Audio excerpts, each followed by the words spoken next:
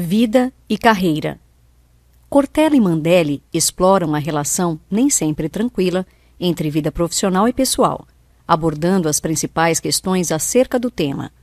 Nesta excelente obra, os autores nos ajudam a entender como é possível obter sucesso na carreira sem, para isso, deixar de atender às demandas familiares. Esperamos que você aproveite ao máximo as reflexões contidas neste microbook e também não deixe de comentar, dividindo conosco a sua opinião.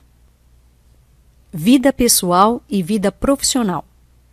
Há um elevado nível de angústia nas pessoas por causa do desequilíbrio que costuma se estabelecer na vida e, dentro dela, na carreira.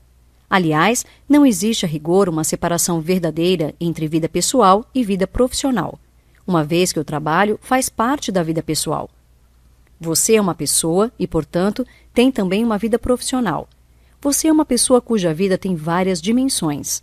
Uma delas é a profissional, a sua carreira, que é uma dimensão muito importante do seu cotidiano, entre outras razões, porque dedica muito tempo a ela. Passamos uma parte inicial da vida estudando para desenvolver uma carreira. Depois, dedicamos uma parte para a própria carreira, para mantê-la, e quando podemos aproveitar, acabamos não tendo mais tempo vital. Isso gera angústias e conflitos internos no dia a dia. Nessa situação que sempre fica a pergunta: vamos fazer essa mudança? Mas e eu? Como fico nela? Ou ainda, vamos fazer a fusão da empresa A com a empresa B? E aí, como fica a minha situação no novo conglomerado? Essa angústia que nasce diante da ameaça de perder o mantenedor de sua vida, chamado empresa, é muito profunda. Isso é característico dos últimos 50 anos, quando se coloca esse lastro de esperança na organização. Logo, sempre que esse lastro se abala um pouco, surge o questionamento sobre o que se fez certo ou errado. Uma outra vertente é o entendimento de que a pessoa é sempre devedora, da perspectiva da empresa. Ela sempre está devendo competência, desempenho, equilíbrio, devendo isso ou aquilo. Mas o fato é que estamos trabalhando um percentual adicional com o aumento da competitividade da década de 1990 para cá, o que levou todo mundo a se esforçar muito mais, a estar mais plugado, mais interligado e a estudar muito mais para estar apto a enfrentar o mercado. E aí ficamos devedores em casa. Estamos devendo tempo, presença, companhia, dedicação, alegria, participação. É angustiante só ter credores. Deve-se para os filhos, para os pais, para a religião, para o esporte, para os amigos, para a própria saúde. E o pior, quando a pessoa tenta estabelecer prioridades, se ela decide que precisa se dedicar mais à vida familiar, a empresa a penaliza, considera que ela está desmotivada, que não está interessada em crescer profissionalmente. É como declarar: não levo trabalho para casa. Quer dizer, posso realmente não levar uma atividade de trabalho para dentro de casa.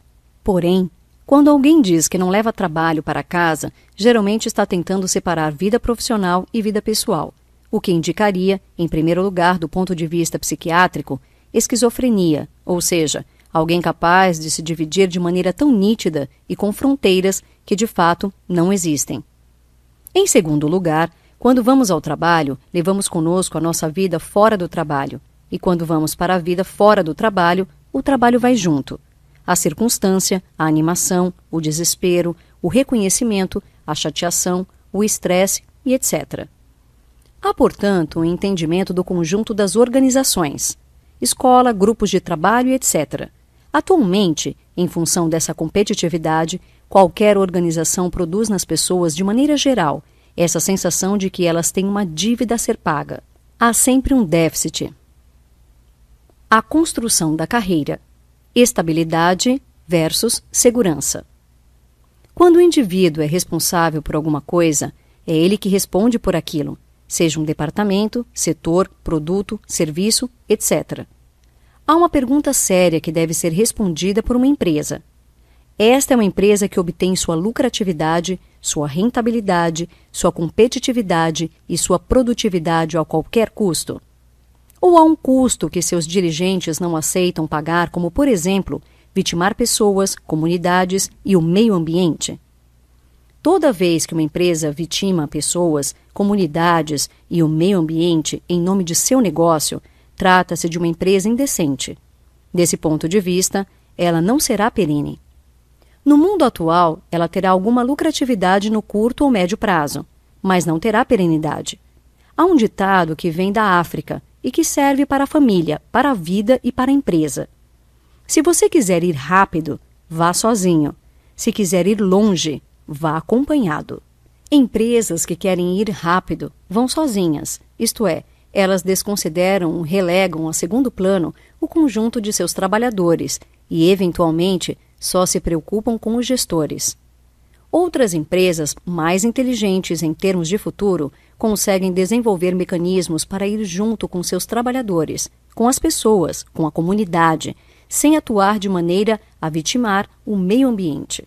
Não podemos deixar essa questão de lado hoje, porque a empresa deve responder à pergunta: meu lucro é decente e meu sucesso é honesto? Porque há lucros que não são decentes, vitórias que são desonestas e sucessos que são indecorosos. Dessa perspectiva, poderíamos até indagar: mas essa não é uma questão de imagem? Não. É um problema de convicção interna, de caráter e, claro, daquilo que a empresa supõe que seja integridade. Portanto, não é um bom negócio fazer qualquer negócio. Há negócios que não podem ser feitos, e um deles é desproteger a comunidade interna de pessoas ou desproteger a sua comunidade externa, que é onde ela se insere. Porque, embora seja possível obter um sucesso eventual com esse modo de atuar no mercado, ele não tem persistência, não consegue se tornar perene. A empresa precisa fazer uma parceria com seus trabalhadores para que se estabeleça uma via de mão dupla em relação à qualificação. No passado, ao ser entrevistado numa empresa, o entrevistador perguntava ao candidato: você estuda? Se ele respondia que sim, ouvia de seu interlocutor: então tem que parar. Ou você se dedica à empresa, ou não é possível trabalhar aqui. Lamento, você vai ter que fazer uma escolha. Hoje, as exigências são exatamente o oposto disso. Aquela mesma pergunta, se o candidato responder negativamente, ouvirá: então vai ter que estudar, porque não podemos ter entre nós gente que não estude. Contudo, é essencial que essa mudança de ponto de vista atinja o conjunto dos trabalhadores. Não é à toa que a Dinamarca é um país referência em termos de índice de desenvolvimento humano. Mas, por outro lado, não podemos nos esquecer que a Dinamarca tem essa condição porque uma parte de suas empresas desprotege trabalhadores em outras nações. Quer dizer, como público interno. Aqui em casa, tudo em ordem. A moça que mora no quarto de empregada, lamento, mas a vida dela é a vida dela. Antigamente se demitiam os ruins, os desajustados. Hoje se demitem os bons também. Quer dizer, ser bom já não é garantia de estabilidade. E isso porque existem soluções, hoje, que levam a empresa a dispensar algumas pessoas que são ótimas. Trata-se de soluções tecnológicas e modelos de trabalho e processo e ainda de processos de gestão. Então, o fato de o funcionário ser ótimo, de ser o melhor, não lhe assegura a estabilidade. Ficar estável é ficar parado. Quando um paciente está na UTI, à beira da morte, os exames revelam que ele está em condições hemodinâmicas estáveis, ou seja, o coração está batendo, ele está respirando e o cérebro está funcionando. Portanto, estar estável não significa estar seguro. Sentir-se seguro é diferente de sentir-se invulnerável. Em outras palavras, o fato de alguém ser bom no que faz não o torna invulnerável. Supor-se invulnerável é uma forma expressiva de vulnerabilidade. A pessoa se sente mais corajosa para ousar, para ir atrás do que quer, se ela tiver segurança, e isso é diretamente proporcional ao tamanho da sua conta bancária.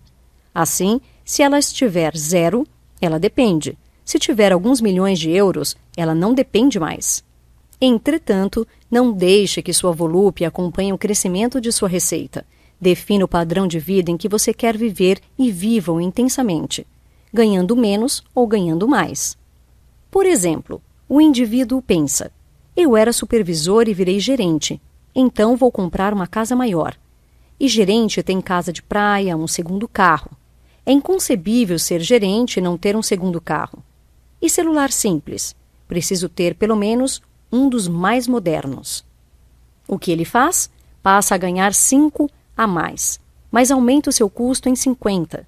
Assim, tem que trabalhar mais para pagar seu custo de vida expandido para o status que o cargo lhe dá.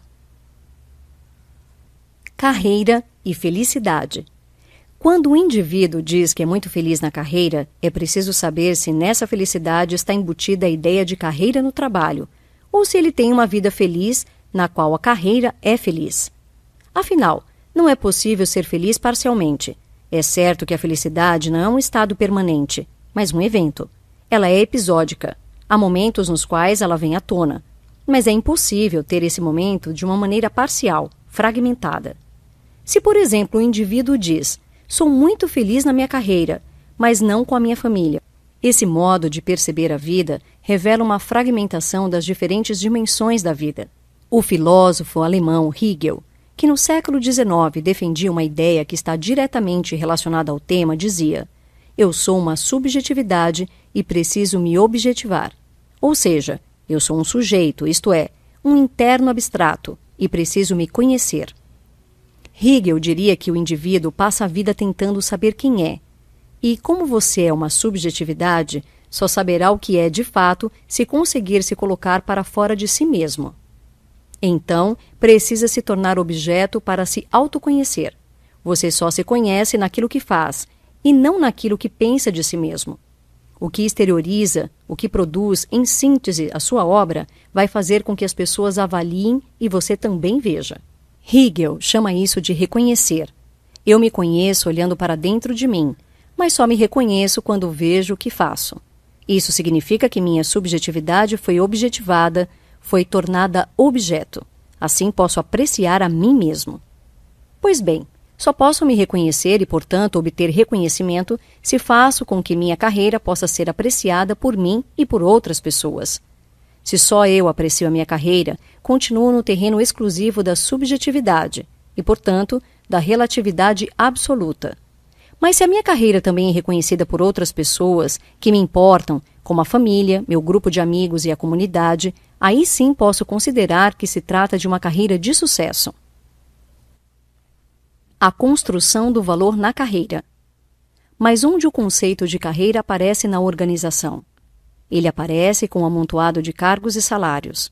Ele não aparece como mais-valia, ou seja, o indivíduo valendo mais. Ele aparece com o indivíduo ganhando mais. Então, ou ele subia na estrutura organizacional, ou ele não valia mais, o que foi se alternando nos últimos tempos, porque hoje é possível valer mais. Tanto é assim que muitas pessoas procuram a promoção lateral, porque quando elas sobem na estrutura, com frequência ficam estacionadas, ou seja, torna-se mais difícil alcançar nova promoção. Contextualizando melhor, o volume de cargos que antes era vertical foi sendo achatado.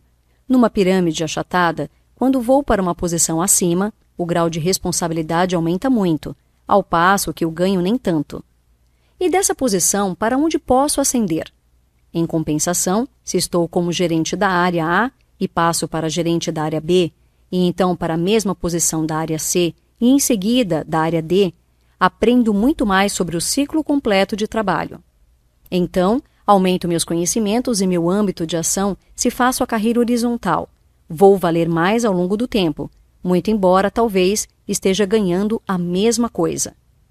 Além disso, há um acréscimo importante de valor em algumas carreiras, que é o fato de o indivíduo ganhar mais visibilidade quando circula na lateralidade. Afinal, ao ascender verticalmente, quando o profissional ocupa um cargo de grande responsabilidade, se os resultados não forem satisfatórios, ele corre um risco muito maior de demissão. Então, em vez de obter um reajuste salarial, ele será demitido. Isso porque ele fica num foco não de visibilidade, mas de alvo mesmo. É por isso que várias pessoas escolhem aumentar o espectro de caminhada em suas carreiras, em vez de simplesmente avançar para algo que pode levar a um beco sem saída, onde poderiam ficar travadas. Nem sempre elevar-se é crescer. Muitas vezes é ser colocado no fronte, e ao ser colocado no fronte, o nível de risco aumenta também. A tecnologia e a carreira. A digitalização permite uma aceleração, mas isso se eu souber o que fazer com ela. Eu posso também cair no risco de apressar a pesquisa. Não basta, para fazer uma pesquisa, dar uma googlada, porque o Google é o ponto de partida de uma pesquisa, não ponto de chegada. Ademais, os usuários desse mecanismo de busca devem cuidar de garantir a qualidade de suas pesquisas no cotidiano, mediante ações que são consideradas indispensáveis em ciência: a comparação com os pares, a verificação dos dados e da legitimidade das fontes.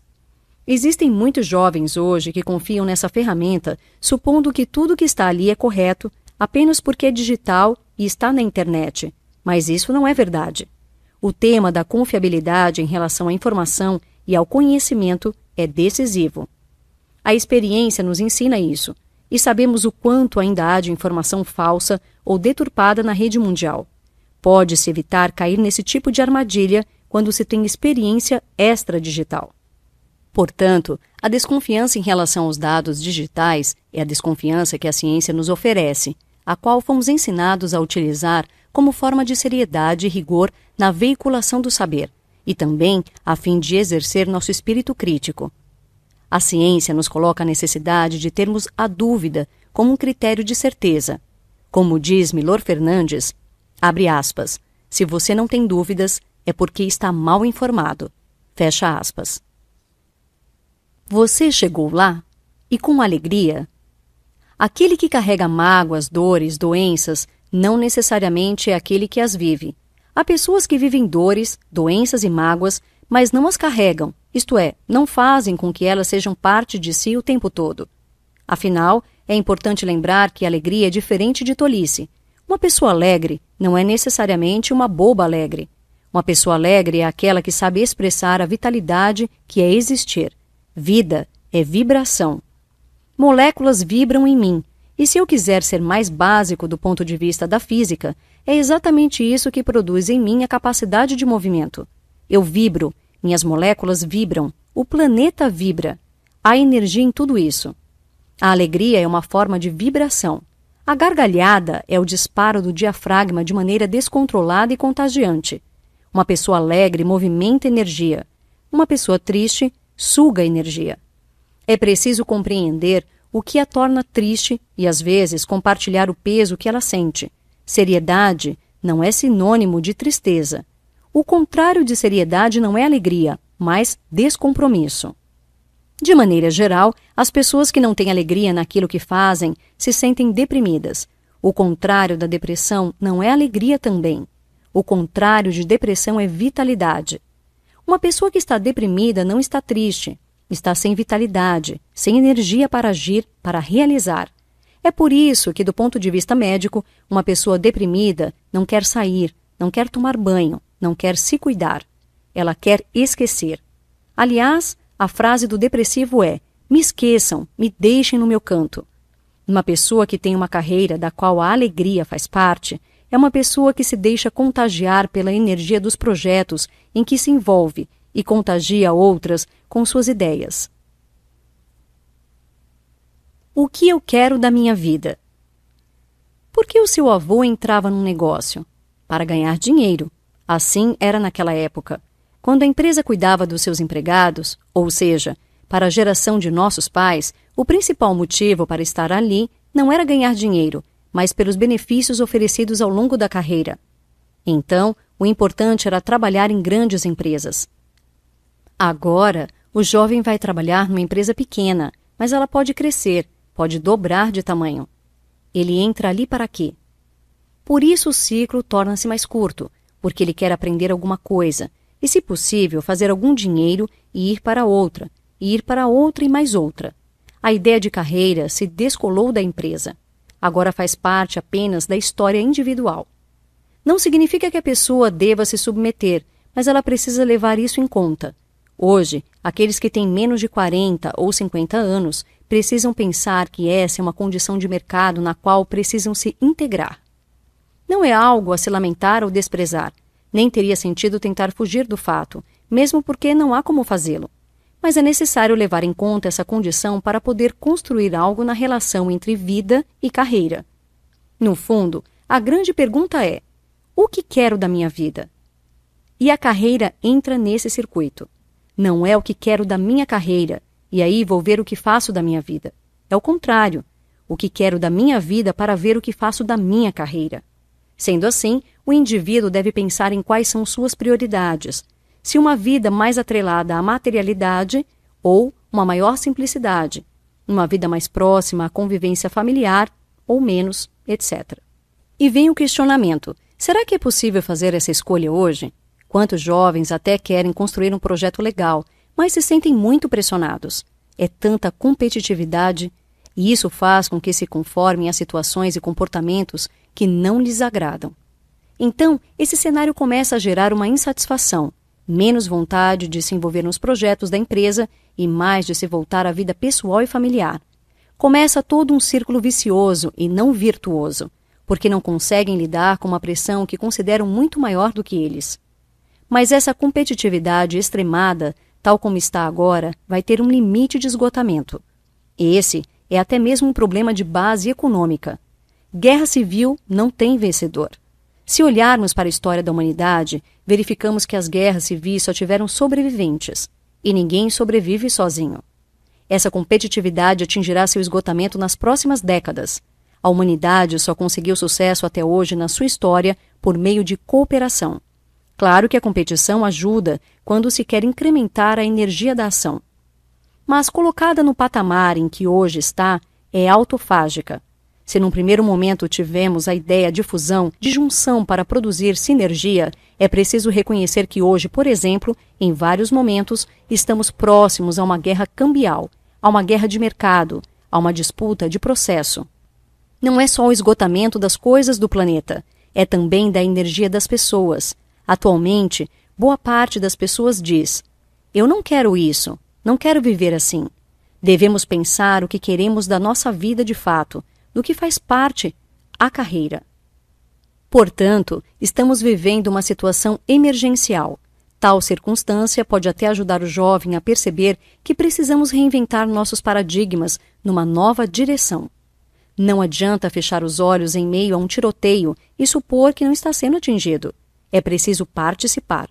É preciso ser protagonista, investir na sua própria carreira, pensando na vida que se quer ter. Se vou para uma organização apenas para prover minha sobrevivência material, preciso ter clareza de que essa experiência será passageira, mas também de que devo participar ali da melhor maneira que posso enquanto integrar seu quadro de funcionários, assim como fazem os atletas quando treinam. É preciso fazer um esforço intenso durante os treinamentos e até se submeter à dieta e várias dificuldades para que os objetivos sejam alcançados. Em síntese, cada um precisa saber qual é a razão de seu esforço. Esforço sem razão gera estresse. Esforço com razão gera cansaço. Estar cansado é diferente de estar estressado. Estresse tem como resultado final ruptura, ao passo que o cansaço pode ser compensado com uma noite de sono ou um período de férias. Há muita gente que está vivendo de maneira estressada, e não adianta dormir que a dor não passa.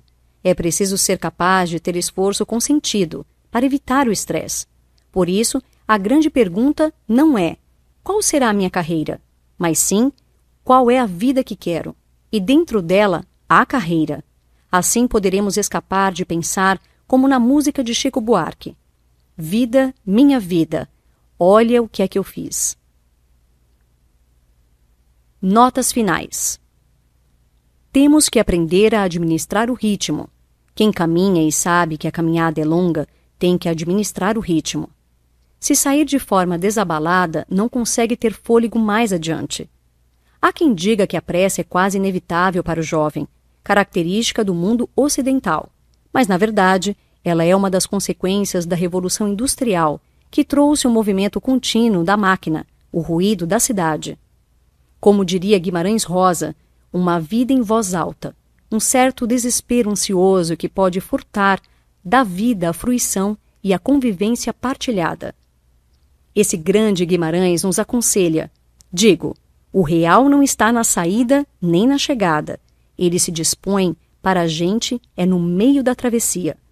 Vida e carreira dentro dela é exatamente a travessia, e elas precisam estar em harmonia. Curta a vida em que a carreira está inserida. Celebre seus sucessos. Porque a vida é muito curta para ser triste, tediosa e mal amada. Sucesso!